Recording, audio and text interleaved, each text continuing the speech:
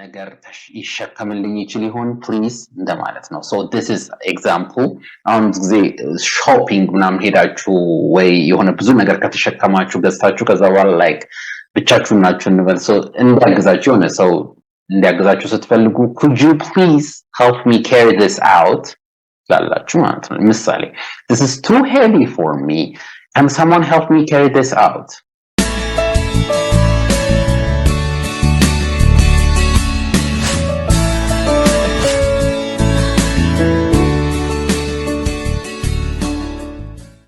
ይሄ ነገር በጣም ከባድ ነው ለኔ የሆነ ሰው ያግዘኝ ነው please can someone help me carry this out help someone carry something out የሆነን ሰው ማገዝ ተሸክሙ or ሁለተኛ example can someone help me carry this out I have 6 bags of groceries here ብዙ groceries 6 ቦርሳ grocery ገዝቻለሁ ስለዚህ ከባድ ነው can someone please help me carry this out help someone carry something out okay አምስተኛ can I have this delivered ይሄ በጣም important የሆነ ነገር ነው የሆነ ነገር ታዙና ከዛ በኋላ hey please can I have this delivered ለምሳሌ ፍሪጅ ትገዛላችሁ or whatever TV እዚህ ጋር ምንድነው የሰጠሁት ምሳሌ TV ትገዛላችሁ so it's heavy right ስለዚህ እናንተ አትወስዱትም ወይ can I have this delivered ትላላችሁ ምሳሌ this TV is perfect can I have this delivered this TV is good but አገዛዋለሁ ማለት ነው perfect ነው can I have this delivered ቤት ታመጡልኛላችሁ ወይ can I have this delivered passive ይሆናል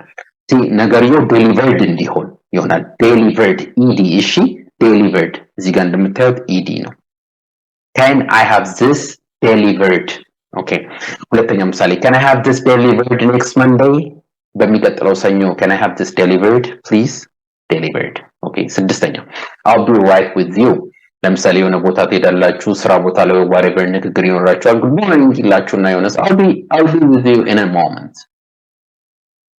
አሁን እመጣለሁ በቃ እንኳን ብዙ ጊዜ ተለመደ ነው ግን በስምት ላነጋገር የትኛውነች I'll be right with you I'll be right with you አሁን ነው ካንተ ጋር ሆናለሁ እመጣለሁ ወይ ደግሞ I'll be with you in a moment ሰባተኛ actually I thought ይሄ በጣም ቆንጆ እንትን ነው የሆነ ነገር ወሬ ታወሩና ከዛ ያሰባችሁት ሳይሆን ሲቀር ለነገሩ ግን እንደዚህ ያላሰብኩም ነበር ወይ ደግሞ እኔ እንደዚህ ነበር ያሰብኩት ነው እንዴ እኔ እንደዚህ ያላሰብኩም ነበር ወይም ደግሞ አይደል እንደዚህ ነው እኔ አስቤ ነበር or ደግሞ ምንድነው actually I thought እኔ ግን እንደዚህ አይደለም ያሰብኩት ወይ ደግሞ እኔ እንደዚህ አስቤ ነበር right ሁለት ሰዎች አሉ እዚህ ጋር so on person 8 I got so Sam is coming tonight at 8 right coming in sorry so Sam is coming in tonight at 8 right በስምንት ሰዓት ነው የሚመጣው አይደለ actually I thought he was not working at all this week ሁለተኛው ሰው ደግሞ እንዴ እኔ ግን እዛ ያላሰብኩ ነበር እኮ እሱ ይሄን ሳምንት የሚሰራ አይመስለኝም ነበር ማይሰራ ነበር ይመስለኝ ስለዚህ ስራ ነው ማለት ነው actually I thought he was not working all this week እኔ ግን እንደሱ አላሰብኩም actually I thought ከዛ okay yeah I will have to look at the schedule again ምናምን ይቀጥላል ማለት ስለዚህ actually I thought ስምንተኛው I'm just about to verb ወይም ደግሞ I'm about to ወይም ደግሞ I'm just about to በጣም ደስ የሚለኝ ንግግር ነው ይሄ እንደዚህ ላረግ ነው you are gonna do something right there right now ስለዚህ okay I'm about to do this ወይም ደግሞ I'm just about to talk to you ወይም ደግሞ I'm just about to drive ሊሄድ ነው I'm gonna talk to you ለማለት ነው ስለዚህ I'm just about to send those faxes ለምሳሌ የመጀመሪያው ምሳሌ የሁለተኛው ምሳሌ I'm about to go and pack some coffee right so I'm just about to send those faxes ልልክ ነው ፋክሶች I'm about to go and pack some coffee ልወስድ ነው ትፈልጋለህ I'm about to ላረግ ነው he's about to ሊያረግ ነው she's about to ልታረግ ነው በጣም ደስ ይላል ዘጠነኛ I could not ይሄ በጣም ቆንጆ እንትን ነው I could not have said it any better ምን ማለት I could not have said it any better የሆነ ሰው በጣም በንግግሩ ኢምፕረስ ያደርጋችሁ በጣም ቆንጆ ንግግር ሲናገር በጣም አሪፍ ንግግር ሲናገር ዋው ትሉና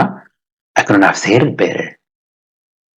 ከዚህ በላይ ልስማማ አልችልም ከዚህ በላይ ጥሩ ልናገረው እኔ ቀጥታ ንግግሩ ምንድነው ትርጉሙ ከዚህ I couldn't have said it better የተሻለ ልናገረው አልችልም ማለት ነው ያ ማለት ነው አንተ በጣም ቤስት ተናግረሃል ማንንም ከዚህ የተሻለ ይናገራይ ወይ ደግሞ አንቺ በጣም ቤስት ተናግረሻል so I cannot have said it any better ወይ ደግሞ I can't ማለት ነው ወይ ደግሞ I couldn't okay I can't እንኳን past now I couldn't have said it better በጣም ጥሩ ነው myself okay እንትኑ ነው I completely agree with everything you just said ካልከው ነገር ጋር completely ስማማለሁ I could not have said it better myself እሺ አስረኛ I would go along with በጣም ደስ የሚል going along with I would go along with that. I would go along with that. Going along with, right? I don't think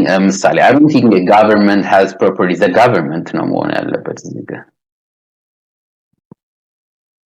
I don't think the government has properly done it for years. I would go along with it. ምን ማለት ነው? ሁለተኛው ምሳሌ ነው እና እስቲ whatever the majority decision, I'm prepared to go along with it. go along with something ማለት completely መስማማት ማለት ነው ወይ ደግሞ ያን ነገር ከዛ ጋር አብሮ መሄድ ሳይድ መያዝ በዛኛው ሳይድ መሆን going along with something right a decision it can be a decision now it could be an idea so I don't think the government has properly done it for years በደም ስሙኝ ይሄንን መንግስት ጥሩ ያረገው የሰራ properly የሰራ አይመስለኝም ጥሩ የሰራ አይመስለኝም ለተወሰኑ አመታት ለባለፉት አመታት ወይ ደግሞ ለአመታት ጥሩ የሰራ አይመስለኝም እሱ ጋር ስማማለሁ ከዚህ አስተካከ ወይ ደግሞ whatever the majority decision ሰዎች የሚወስኑት ብዙዎች የሚወስኑት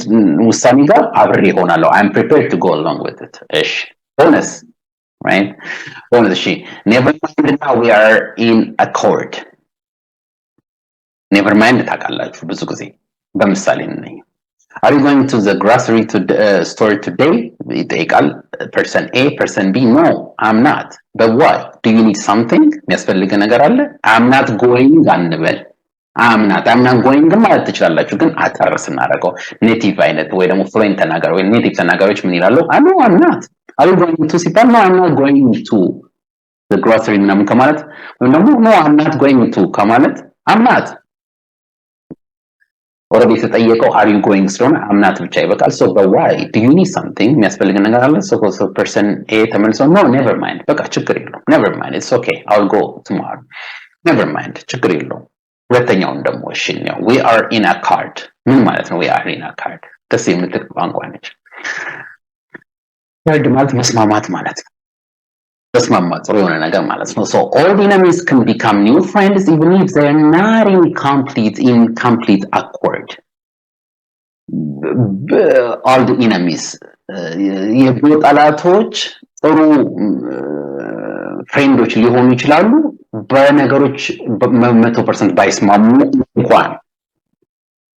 they are not in complete accord ባይስማሙ እንኳን they are not in complete accord